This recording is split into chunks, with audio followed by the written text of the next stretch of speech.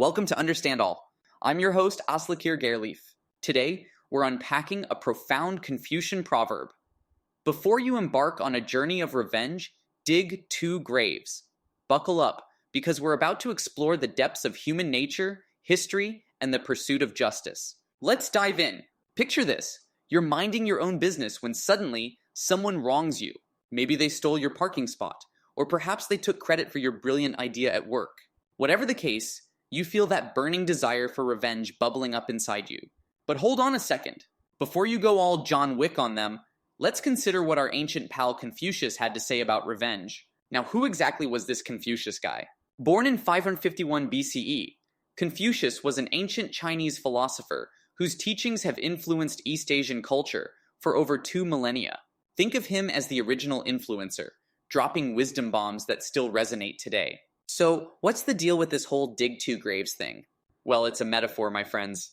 The journey of revenge represents the path you take when you seek retribution, and the 2 graves symbolize the consequences. One grave is for your enemy, but the other?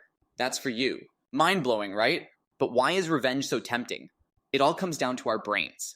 When someone wrongs us, our amygdala, the brain's alarm system, goes into overdrive, triggering the fight-or-flight response. Suddenly, we're flooded with adrenaline and cortisol, making us feel angry, anxious, and ready to lash out. It's like our brain is screaming, "Revenge! Revenge! Revenge!"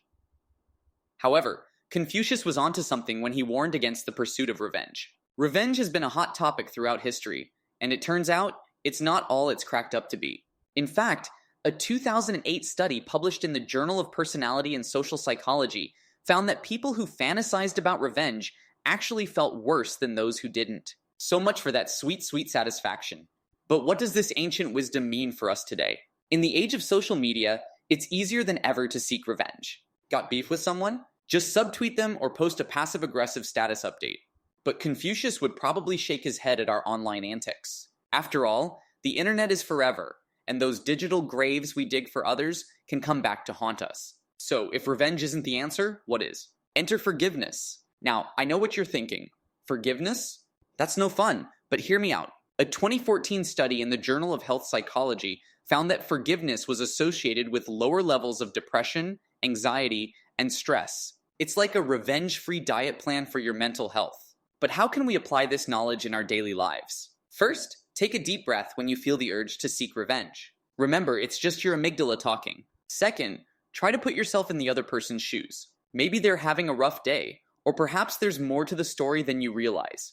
And finally, focus on forgiveness. It's not about letting the other person off the hook.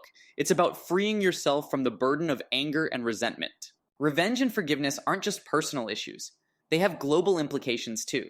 Imagine if countries could settle their differences with an international forgiveness Olympics instead of wars. Picture world leaders competing in events like the empathy relay or the compassion high jump. Hey, a girl can dream, right? But in all seriousness, forgiveness is a powerful tool for conflict resolution. According to a 2019 report by the United Nations, restorative justice practices, which focus on healing and reconciliation rather than punishment, have been successfully used in post-conflict societies to promote peace and rebuild communities. Take that, revenge! As we wrap up our exploration of Confucius's timeless wisdom, let's take a moment to reflect. The next time someone cuts you off in traffic or steals your lunch from the office fridge, remember, before you embark on a journey of revenge, dig 2 graves. Choose forgiveness over retaliation, and you'll be well on your way to a happier, healthier life. And that's a wrap for today's episode of Understand All. I hope you've gained some valuable insights into the futility of revenge and the power of forgiveness. Remember, in the wise words of our ancient buddy Confucius, to be wronged is nothing unless you continue to remember it. So let it go, my friends. Let it go. Until next time, stay curious and keep exploring the wonders of the world around you.